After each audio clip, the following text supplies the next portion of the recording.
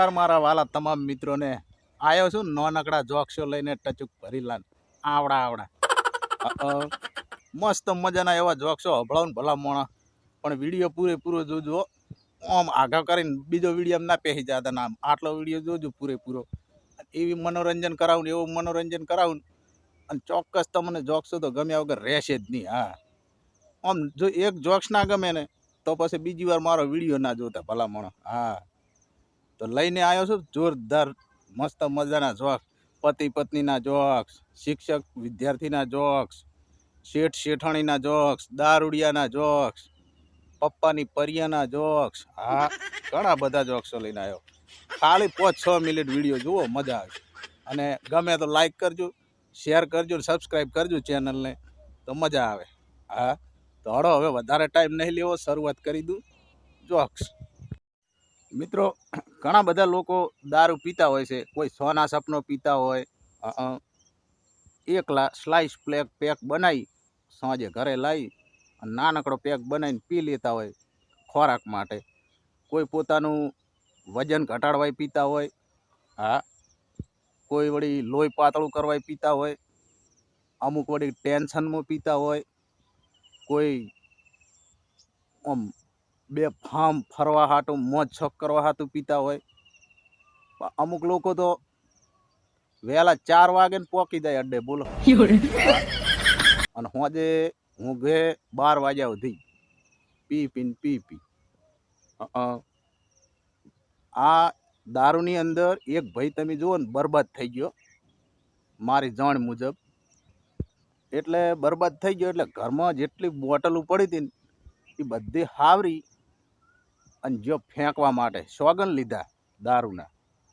બધી બોટલો લઈને નાખવા હેડ્યો અને જો નાખવાની પહેલી બોટલ આમ ફેંકી અને કીધું કે તારા લીધે મારી નોકરી જતી રહી. બીજી બોટલ લીધીને આમ ફેંકી કે તારા લીધે મારું ઘર વેચાઈ ગયું. ત્રીજી બોટલ લઈને આમ ફેંકીને કે તારા લીધે મારું બૈરું મને છોડીને જતું રહ્યું. અને ચોથી બોટલ આમ પકડીને તો મારી બીડી ભરેલી નીકળી હો. તે જાવળીને સાઈડમાં મેલ દીધીને શું કીધું ખબર? કે પગલી તારો તો કોઈ વોંક નથી અને મારો ઓળશે આખી બોટલ પી ગયો. બોલો, આવું કોમ છે દારૂડિયા. હા, છોડવો તો છે પણ છૂટતો નહીં. જીવરીઓની બહુ લેટવો આવે. હા, આજ ધાપીને પીરે એમ કે પીધા પછી કાલથી દારૂ બંધ. પણ ચિયાકને ભીધેલો ભાળે એટલે જીવ ઉપડે જ. હા, પહોંચી જાય અડ્ડે. એટલે જીવ બહુ લેટવો છે અને મનને મક્કમ રાખવું બહુ કાઠું છે. છૂટે તો છોડી મેલાય. હા, એક છોકરો કોલેજ કરતો હોય છે અને દારૂ પીવે. એટલે પીને ફૂલ થઈને ઘરે આવેલો અને એના પપ્પાને ખબર ના પડે. એના પપ્પા એને બોલે ના, એટલા માટે એના રૂમમાં જઈ અને મારો ઓળશે લેપટોપ ખોલી અને ઓનલાઈન ભણવા બેસી ગયો. બોલો. હા, એના પપ્પા ઘરે આવ્યા ને એને જોયો ને તો સીધું કીધું કે બેટા આજે તું પીને આવ્યો છે હો, બહાર આવ, તારી કોમ છે. આજ તું પીને ચમ આવ્યો? તો કે ના પપ્પા મેં નથી પીધું. તો એના પપ્પા કહેતો આ સુટકેસ ખોલીને તું ભણે હરો એમ? હવે પેલાને બોલો એટલો બધો ફૂલ થઈ ગયો ને ખબર ના રહી કે લેપટોપ છે સુટકેસ છે. બોલો, આવું બહુ મારે પછી રૂમમાં. હા, હમણાં એક માસ્તરના ઘરે અચાનક 7 થી 8 મહેમાન આવી ગયા અને ઘરમાં ખોટ નહીં. ચા તો પાવો પડે ને મહેમાનને. એટલે માસ્તરની વહુ માસ્તરને કે ખોટ નહીં મારી ઓળખી હો, ચા સેવી મેળવો. એટલે માસ્તર કે ખાલી તું ચા બનાવીને લઈને આવીને બધું હું અપાળી લઉં. માસ્તરની વહુ તો જ્યાં રહોડામાં ફટાફટ ચા મેલીને લઈને આવ્યો બહાર ને આલી શેઠ ને માસ્તરને. એટલે માસ્તરે બધાને ચા આલ્યા પહેલા શું કીધું ખબર? કે જેના ભાગમાં ફિક્કી ચા આવે એના ઘરે કાલે આપણે બધા ધોમા નાખવાના છે. મહેમાન ગતિ કરવા આપણે બધા જશે. એટલે તઈ મોનશે પછી માસ્તરે બધાને ચા આલીને એટલે કોઈ એમ ના કીધું ફીકી છે. બધાએ શું કે ખબર વારા ફરતી એક કે ઓહો આટલી બધી ખોટ વધારે નખાય, મને તો ડાયાબિટીસ છે કે.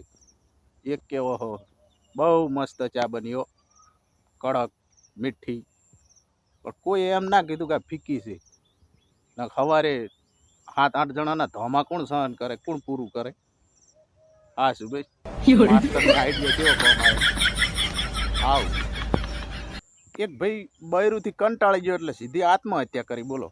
અને જ્યાં ઉપર એટલે સ્વર્ગના નરકમાં જવાનો જે મેન દરવાજો હોય ને, અહીંયા પોતાને તો ચોકીદારની નોકરી મળી. હા, ભગવાને યમરાજાએ દયા કરી કે બૈરુંથી હેરાન થયો છે તો તારે સ્વર્ગમાં નથી જાવ, નરકમાં નથી જાવ, તું આપણે હોય ચોકીદારી કર. હા, અને જે આવે એમને ચા મેલવા એ તું નક્કી કરજે. એટલે થોડી વારથી ને એક ડૉક્ટર સાહેબ આવ્યા ઉપર. એટલે ચોકીદારને કે મને સ્વર્ગમાં જવા દો. મેં ધરતી ઉપર ઘણા બધા લોકોને હાજા કર્યા, ઘણા બધાને ઈલાજ કર્યો. તો ચોકીદાર કે એમ કરો, નરકમાં ઘણા રીબાયરા છે, ઉપડો અહીંયા હાજા કરજો ને ઈલાજ કરજો. જો થોડીક વારથી વળી વકીલ સાહેબ ચક મરી ગયા છે, આયા ઉપર ખબ ખબ કરતા હો. એટલે ચોકીદારને કે મને સ્વર્ગમાં જવા દો યાર, મેં ધરતી ઉપર ઘણા બધા લોકોને ન્યાય અપાયો છે. એટલે ચોકીદાર કે આ સ્વર્ગમાં હાલ ઝઘડા હેડે જ રહેશે, ઉપડો અહીંયા ન્યાય હલાવો. જો અહીંયાની નર્કમાં મેલ્યા. અને 10-15 મિનિટ થી વળી બચારો એક બૈરુંથી કંટાળેલો આવ્યો.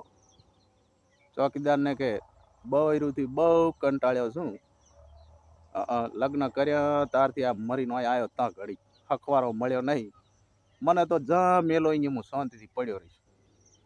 ચોકીદાર તો રોવા માંડ્યો, બોલો. કારણ કે એ બૈરુંનો જ શિકાર હતો. રોતો રોતો ઉલ્યાને કે મને વધારે ના રોવરાઈશ, તું સ્વર્ગમાં જ જા સીધો, અને તું તારું મન થાય ને તો ઘડી શાંતિથી જીવ, મજા કરી. હો આવું હમણાં એક ભાઈને આંખોનું ઓપરેશન કરાયું દવાખાનાની અંદર. તો ડૉક્ટરને કહે સાહેબ તમે ઓપરેશન તો મારે આંખોનું કર્યું, તો આંગળીયા ઉપર લેપની પટ્ટીઓ કેમ મારો? એટલે ડૉક્ટર સાહેબ કે ભાઈ આ ફેસબુક ને વોટ્સઅપ ને આ બધું મોબાઈલ હમણાંથી વાપરો ના ને એટલા માટે. પછી ના કે આ આંસુ હાજી નહીં થાય, ઓપરેશન ગમે એટલા કરાવો તોય. એટલે મોરથી તમારી આંગળી એમ લેપ મારી દઉં, આંગળીઓ ચાલુ હોય તો ટપાટપ કરો ને, પછી તમે ડૉક્ટરના વાંક કાઢો, બોલો. આવાય ડૉક્ટરો પડ્યા છે હો. હા, ગઈ રાત્રે તમે જુઓ તો હું ટીવીમાં સમાચાર જોતો હતો, એબીપી ન્યૂઝ ચેનલ જોતો હતો, અને આની અંદર એક લેડીઝ આવી અને એમાં એમ બોલી કે આइए मैं आपको सीधे दिल्ली ले चलती हूँ.